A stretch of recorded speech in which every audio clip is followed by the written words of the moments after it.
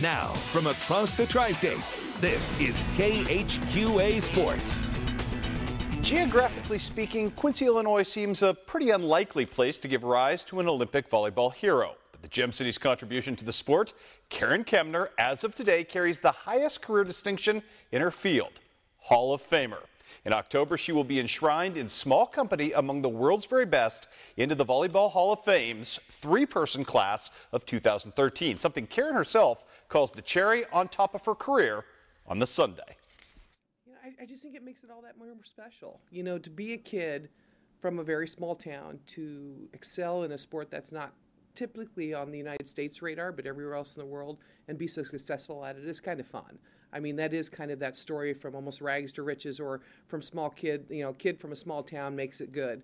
You know, I talked to a very prominent coach today, and he's like, I remember you when you were in high school, and you were that gritty kid, and he goes, now I get to call you today as a Hall of Famer. And he goes, that's quite a story. You know, all of us who've lived this really unique life as an Olympian or a professional athlete, there's days when you just kind of go, gosh, I hope I did a good job. I believe I did a good job.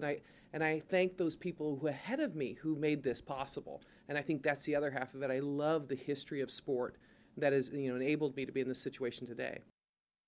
And for those who ever dared dream of being good enough in any profession to someday be honored as a Hall of Famer, Caren Kemner can attest the ability to share that experience with a parent is pretty special.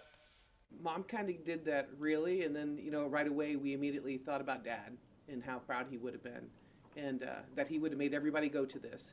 And then immediately she followed up with, "Do I have to go?" Because I mean it's quite a flight. It's over in Massachusetts in October, so we'll take that up when it comes. But I think she's just so proud, that they took part in my career as much as they could.